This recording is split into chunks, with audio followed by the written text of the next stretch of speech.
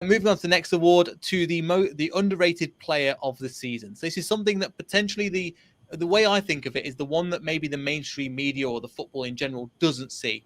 They'll see the Vardys, they'll see that even Maddison to a certain extent. They will see these guys and say these guys are on form. However, as a person that watches them game in, game out, and there's certain players that don't get mentioned. Dan, is there anybody that you can think of for underrated player of the season?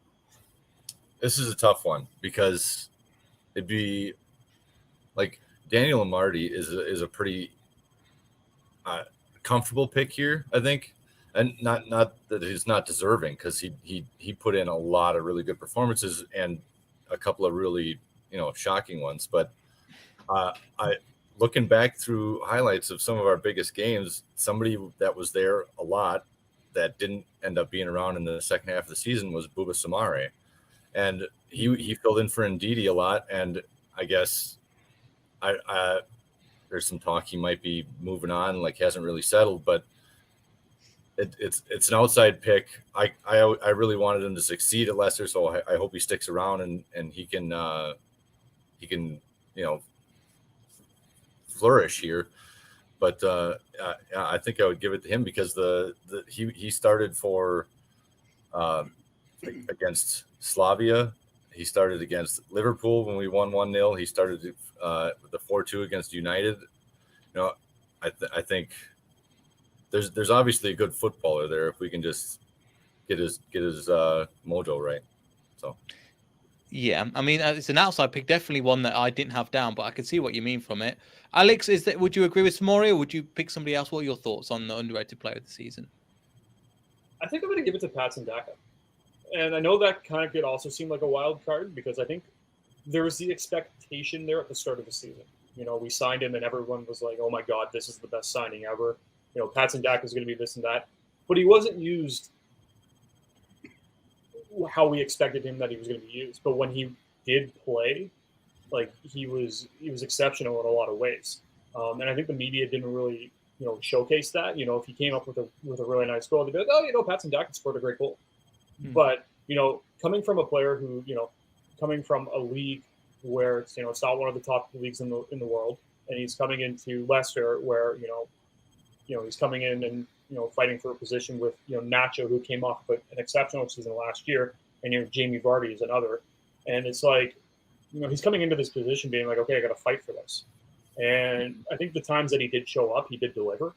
And, I don't think the media really, outside of Leicester City, really was like, Patson Daka is going to be a great player.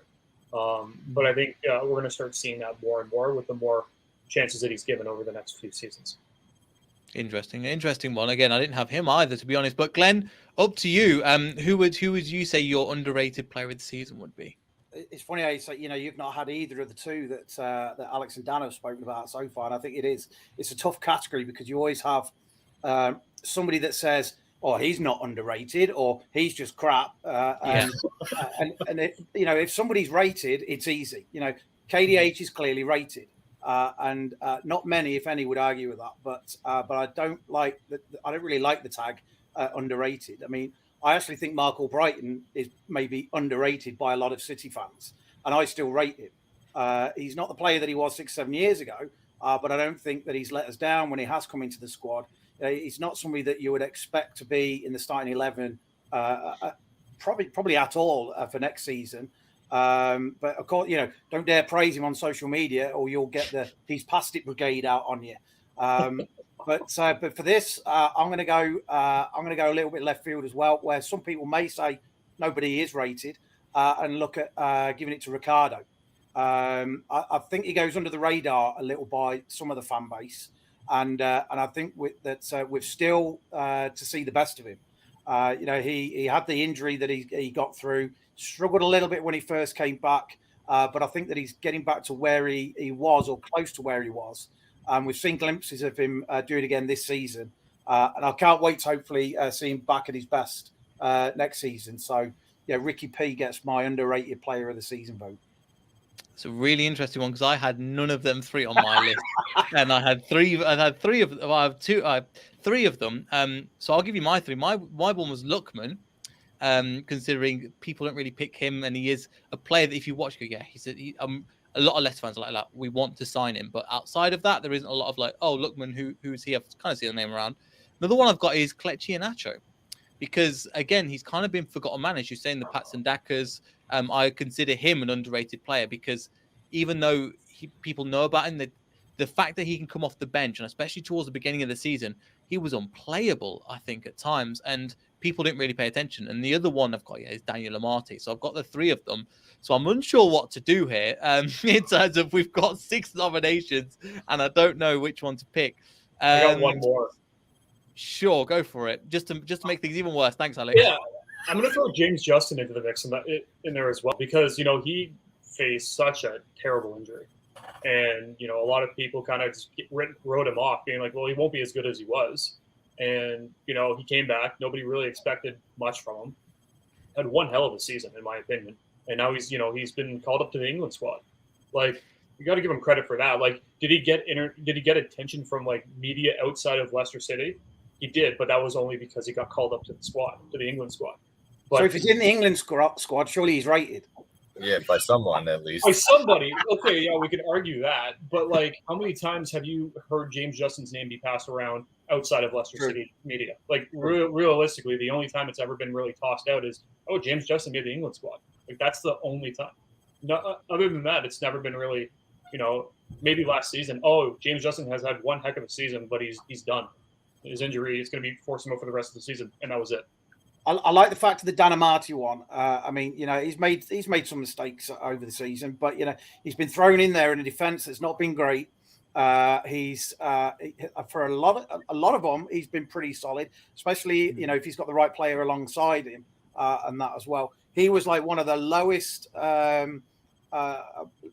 players on FPL for money.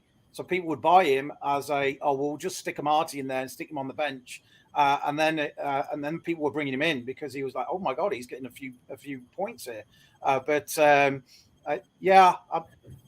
Be honest, I mean, next season though, not because of I think that he's crap, but I don't want to see him too much next season. I want to see his strengthen next season. But for this year, maybe Big Dan. Well, he's another one. He was in that back line for the Liverpool game that we won 1-0. Yeah. And so he put in some big performances. A couple that pulled your hair out, like you said. Yeah. Don't want to get you going, but he was on the field when we lost to Nottingham in the FA Cup. But I think his contract's at the end of the year, though, so I don't know what's going to happen with him next season. Yeah.